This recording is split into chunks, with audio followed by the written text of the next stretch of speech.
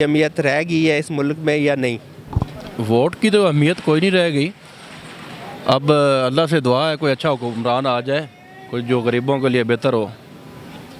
हुक्मरान तो आप पे PDM 2 के नाम पे जरदारी साहब भी आ रहे हैं और शहबाज शरीफ साहब भी आ रहे हैं। आप क्या देखते हैं कि ये PDM जो बनने जा रही है मुल्क के अंदर हमारी इकॉनमी को, हमारे मसाइल को कोई बेहतरी की तरफ ले जा सकती है या ऐसी यूँ की तू ऐसी रहेगी? देखें जी, पास्ट एक्सपीरियंस ही देखूंगा मैं तो, क्योंकि हमने तो छोटे होते से देखा ही है।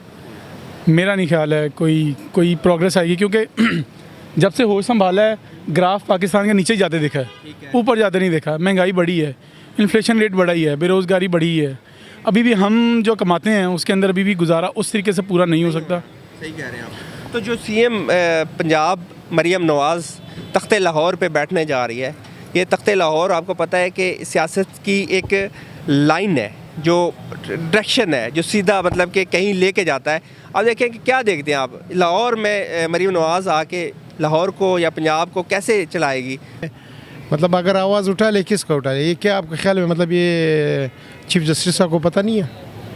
ये दूसरे कोर्ट, ये जो छोटे कोर्ट है, जो मतलब आरोज़ है, जो DCs है, जो दूसरे वो है ना, सारे वो सबको पता है। आप क्या देखते हैं कि पाकिस्तान तहरीक इंसाफ नो डाउट के सन 2024 के इलेक्शन में एक बड़ी जमात उभर के सामने आई है, एक बड़ी जमात है, और अगर पीपल पार्टी और मुस्लिम लीग नून मिल के एक हुकूमत बनाने जा रहे हैं तो पार्टी को तहरीक इंसाफ को साइड पर रख दिया गया है। उसके साथ अगर मुज़ाकरात नहीं करेंगे, उसको एक प्लेटफॉर्म पर नहीं लाएंगे तो मुल्क कैसे चलेगा? मुल्क तो नहीं चल सकता। नहीं, मुल्क तो देखो, मुल्क तो चल रहे हैं। वो वली खान बाबा की बात है ना, दुनिया का सबसे अच्छा मुल्क जो वो पाकिस्तान है। यहाँ पे छोटे ग्रेड से लेकर बड़े ग्रेड तक सब खाते हैं। मैं हूँ मोहम्मद ज़ुबैर, अवाम की आवाज़, राइट मालूमात के साथ अपने YouTube चैनल राइट टी पर। नाजरीन, जैसा कि 8 फरवरी के इलेक्शन के नताइज जो है वो सियासी जमातों के लिए एक ज़लज़ले से कम नहीं है, जिसके आफ्टर शॉक अभी तक महसूस किए जा रहे हैं। नाजरीन, जैसा कि सियासी जमातों ने पहले इंकशाफ किया था कि धांधली के इंकशाफ किया था, 2 रोज़ कबल रावलपिंडी के कमिश्नर लियाकत अली चट्ठा साहब ने ये इंकशाफ किया, जिससे पूरा पाकिस्तान दहल के रह गया। और ये इंकशाफ उन्होंने ये किया कि मैंने रावलपिंडी डिवीज़न के 13 सीटों पर जो है वो धांधली करके, ROs के ज़रिए धांधली करके उनको बड़े मैंडेट से हरा दिया गया। और उन्होंने ये इंकशाफ किया कि उन्होंने अपने आप को कानून के हवाले किया और उन्होंने ये कहा कि मुझे रावलपिंडी के कचहरी चौक में फांसी की सज़ा दी जाए, जो मैंने इतना बड़ा जुर्म इस कौम के साथ किया है। नाजरीन, हम आवाम से ये भी जानेंगे कि जैसा कि आर्टिकल 70 में ये लिखा गया है कि राइट टू वोट, जैसा कि वोट का हक़ आवाम को होना चाहिए, ना कि सियासी जमातों को।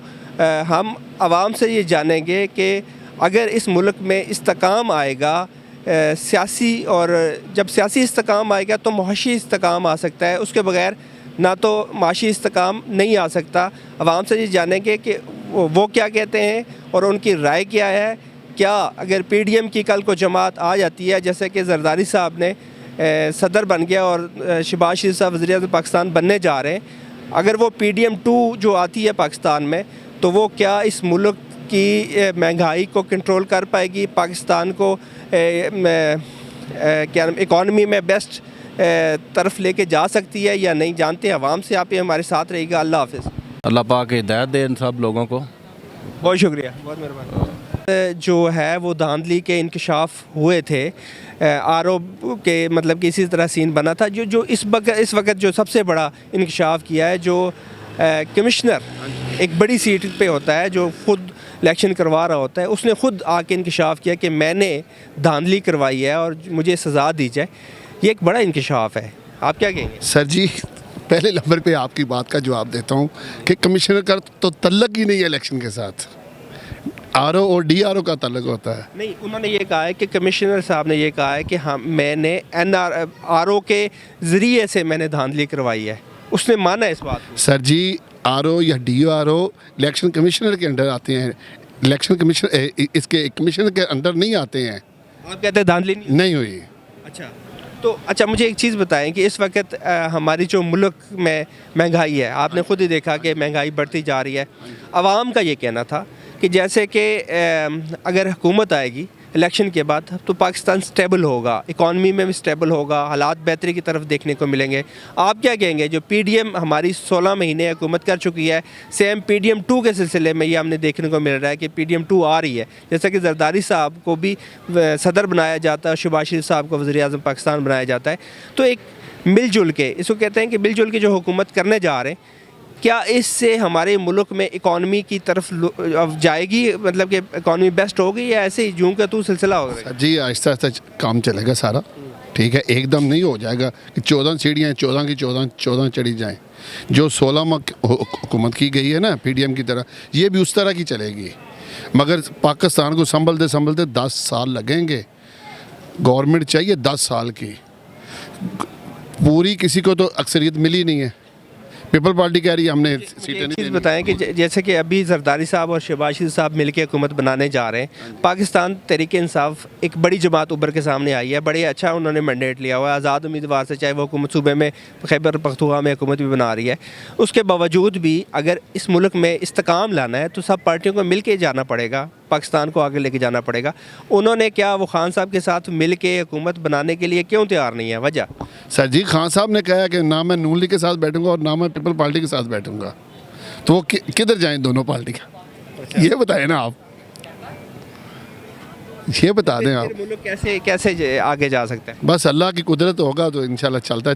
बहुत शुक्रिया, मेहरबानी सर। लाहौर पे बैठने जा रही है ये तख्ते लाहौर। आपको पता है कि सियासत की एक लाइन है, जो डायरेक्शन है, जो सीधा मतलब कि कहीं लेके जाता है। अब देखें कि क्या देखते हैं आप लाहौर में मरीम नवाज़ आके लाहौर को या पंजाब को कैसे चलाएगी?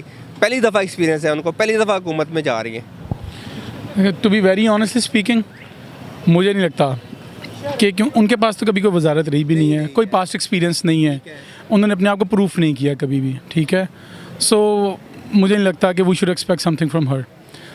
हाँ, जो लोगों ने जिन्होंने पहले इनकी पार्टी के अंदर बहुत से काबिल लोग और भी हैं जो बड़े इनसे सीनियर भी हैं, जिनके पास इनसे ज़्यादा तजर्बा भी है। मुझे लगता है अगर वो आगे आ जाएं तो शायद वो चला सके, अगर इन्हीं की हुकूमत ही बननी है। मरीम नवाज़ ही क्यों? द क्वेश्चन इज़ क्यों मरीम नवाज़? ये तो फिर वही बात होगी ना, नेपोटिज्म ही है ऑब्वियसली इस मुल्क में, तो वो मेरा नहीं ख्याल है। I do not expect anything from her. आप क्या देखते हैं कि उनके पीछे उनके वालिद मोहतरम साहब या उनके चाचा साहब बैठे होंगे, या वो डायरेक्शन देते होंगे कि आपने हुकूमत इस तरह चलानी है? क्या उनके डायरेक्शन पे मरीम नवाज़ फिर भी हुकूमत कर पाएगी? सर अगर उनकी डायरेक्शन पे करेंगे तो मैंने आपको बताना, ग्राफ नीचे गया तो और नीचे चला जाएगा, यही इंप्रूवमेंट होगी। बाकी we should not expect anything from them, मेरा नहीं ख्याल है। मैं तो इस चीज़ से डिसएग्री करूँगा, नहीं उनको कुछ इम्प्रूवमेंट मेरा नहीं ख्याल है। नहीं बन सकता। लाहौर में आप कहते हैं कि प्रॉब्लम क्रिएट होंगे। अच्छा, जो PDM बनने जा रही है, PDM 2, देखो 18 महीने हमने पहले भी PDM को बर्दाश्त किया, आपने भी किया होगा, शायद महंगाई बढ़ी थी। आप क्या देखते हैं कि जो PDM बन रही है, जैसे जरदारी साहब सदर बन रहे हैं और शहबाज शरीफ वज़ीर आज़म पाकिस्तान बनने जा रहे हैं, तो क्या देखते हैं आपके? और दूसरे नंबर पे तहरीक इंसाफ एक बड़ी पार्टी उभर के सामने ये सन 2024 के इलेक्शन में उनको साइड पे रख दिया गया, कैसे ये चलाएंगे मुल्क को? देखिए, मुल्क जो मेरा व्यू पॉइंट है इसके बारे में यही है कि अवाम ने अपना मैंडेट दिया है, राइट। अच्छा, उसके बाद जिसको भी जो भी अलायंस बनेगा इनका, उसमें ये आपस में भेदभाव करके हम सदर बन जाए, हम CM बन जाए, फ़ायदा उन्हीं का ही हो रहा है। अवाम के बारे में कौन सोचेगा? देखें, दो चीज़ें हैं जो मेन है, जो मतलब मेन ज़रूरत है। एक है एजुकेशन और दूसरी है सेहत। अगर आप इन चीज़ों को इम्प्रूव नहीं कर सकते ना, फिर आप कुछ भी एक्सपेक्ट ना करें। अगली जनरेशन आएगी, अगर वो हेल्दी नहीं होगी और अगर वो एजुकेटेड नहीं होगी तो आपका मुल्क आगे नहीं लेके जा सकती। और अगर एक ही ख़ानदान में या सर्टन ख़ानदान के अंदर ही आप लोगों को आगे लेते आएंगे ना, तो फिर मेरा नहीं ख्याल है मेरिट के ऊपर अगर जब तक हम नहीं जाएंगे इम्प्रूवमेंट नहीं आ सकती। एक अगर आपने कोई सरकारी नौकरी भी लेनी है उसके लिए इतनी ज़्यादा शराइत हैं, बट CM बनने के लिए आपको या कोई मिनिस्टर बनने के लिए या आपको कंटेस्ट करने के लिए इलेक्शन, आपके ऊपर वो कोई चीज़ लागू नहीं होती। So this is unfair. ये डुअल स्टैंडर्ड्स हैं, so we must think about that. हमारी जुडिशरी को ये सोचना चाहिए। आप एक इलेक्शन एक बंदा 3-4 जगह लड़ सकता है, लेकिन आप वोट 3-4 जगह नहीं डाल सकते। सो ये बहुत बड़े डिसएग्रीमेंट्स हैं। So we must think about that first. तो अगर मेरिट पर चीज़ें नहीं होंगी, इम्प्रूवमेंट नहीं आ सकती सर। ठीक है आपने। असल में बात ये है कि जैसे अब मुल्क में तो किसी न किसी ने आना ही है, चाहे अगर तहरीक इंसाफ एक बढ़िया मैंडेट लेके आई है, वो किसी के साथ मिलना ही नहीं चाह रही, ना तो पीपल पार्टी के साथ मिलनी है, ना नून लीग के साथ मिलना चाह रही है। अगर वो नहीं मिलेगी तो फिर ज़ाहिर बात है हुकूमत नहीं बना पाएगी। आप क्या देखते हैं कि ये जो बंदर बांट है हमारे यहाँ, जो वफाक में सदर जरदारी साहब ने जो बनने जा रहे हैं, उन्होंने कहा है कि हम कोई भी आइनी ओहदा नहीं लेना चाहते वफाक के अंदर, तो वो सदर तो बन रहे हैं, वो तो ये कह रहे हैं कि नून लीग को आप अपनी मर्ज़ी से हुकूमत चलाएं, ये पकड़े, स्पीकर भी आपका अपना, ठीक है, आप जाने और उनको पता है और आपको अलायंस के बगैर हुकूमत नहीं बना सकते, उनकी अलायंस के बगैर हुकूमत नहीं बना सकते, सीटें पूरी नहीं होंगी। नहीं, वो तो वोट देने के लिए तैयार है। वो कहते हैं कि आइनी ओहदा हम नहीं लेंगे कोई भी। आई डोंट नो, बट ये कह सकते हैं कि ये सियासी बयान है। ओहदा उनके हम पास सियासी नहीं बयान होगा। का पहले सुन चुके हैं पास्ट में एक बयान, वो सियासी बयान है, सियासतदान है, ये कुछ भी कभी भी कुछ भी कह सकते हैं और बाद में एक चीज़ बताएं कि जब आइनी ओहदा उनके पास नहीं होगा तो वो तो कल किसी की जिम्मेदारी नहीं उठाएंगे कि भाई मुल्क के अंदर महंगाई बढ़ रही है या कम हो रही है या जो भी हो रहा है, वो तो कहेंगे हम तो बाहर खड़े थे, हमने तो आपसे आइनी ओहदा ही नहीं लिया। फिर आप कैसे कह सकते हैं? फिर इसका मतलब ये है कि नून लीग फंस गई है क्या?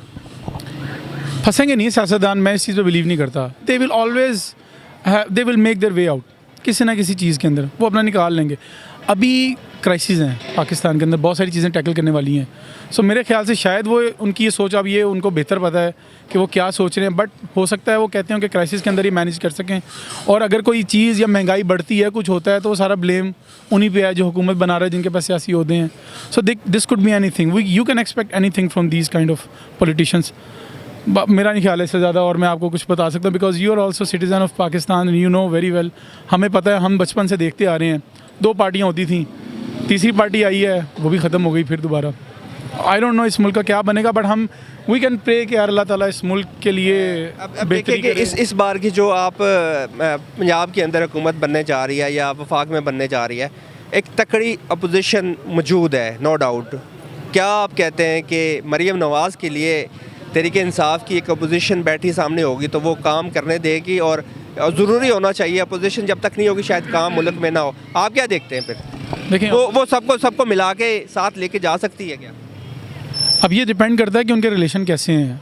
अच्छा, अगर आपके पर्सनल रिलेशन चाहे जैसे भी हों, इंटर पार्टी रिलेशन जैसे भी हों, लेकिन सबको मिल बैठ के ना अवाम के बारे में सोचना है। आपके अपने इख्तलाफात जितने मर्जी हों, नो मैटर आपके जितने मर्जी डिसएग्रीमेंट्स हों, लेकिन आपको एक मुल्क के लिए काम करना है, एक ग्रेटर कॉज के लिए काम करना है। अगर आप उसके लिए मिल के बैठ के काम करने को तैयार नहीं है, इसका मतलब फिर आपके अपने मफादात हैं जिनकी वजह से आप सबका। आप क्या आखिर में आपसे सवाल क्या कहते हैं, इलेक्शन साफ और शफाफ हो गए हमारे 2024 में? सर ये आप वो क्वेश्चन कर रहे हैं जो हर को पता है। नहीं बताए ना। आई डोंट नो, देखें ना, मैं कोई पब्लिक ऑफिस के बारे में कुछ जानता हूँ ना कुछ, हम वही जानते हैं जो टीवी पे आता है, जो हमें बताया गया होता है। अब वोट का हक आपका है, आपको पता है जो आर्टिकल 70 में ये वाज़ेह तौर पे लिखा गया है कि वोट का जो हक है ना, जो जिसको मतलब हुकूमत बनाने का हक है, वो आवाम को है, वो ना कि किसी सियासी पार्टी का है। आपका जो आपके पास जो हक है, क्या आपने हक दिया, अपना वोट दिया? क्या वो आपका वोट अपनी जगह पे जीत के आया, कोई जिसको जिताया, जिसको भी आपने दिया? इस बारे में नहीं कर सकता, बिकॉज मैं अकेला हूँ, मैं अपना वोट दे के आ सकता हूँ। मुझे नहीं पता क्यूमुलेटिवली कौन जीता कौन नहीं, ये तो रब जानता है या वो लोग जानते हैं जो। कह रहा हूँ कि आपके वोट की ताकत कहाँ चली गई है? अब ये तो बहुत बड़ा क्वेश्चन है, इसका आंसर बहुत लंबा होगा। बट मैं वही पूछना चाहता हूँ, आवाम के वोट की ताकत किधर है, कहाँ खड़ी है इस वक्त? मेजोरिटी तो होनी चाहिए थी, ये सबको पता है मेजोरिटी क्या है, कौन चला सकता है कौन नहीं चला सकता। बट मैं यही बार बार कहूँगा कि अवाम के बारे में सोचना चाहिए। अगर आपके इंटरनल इख्तलाफात हैं भी तो आपको मिल बैठ के अवाम के लिए सोचना चाहिए। बहुत शुक्रिया सर।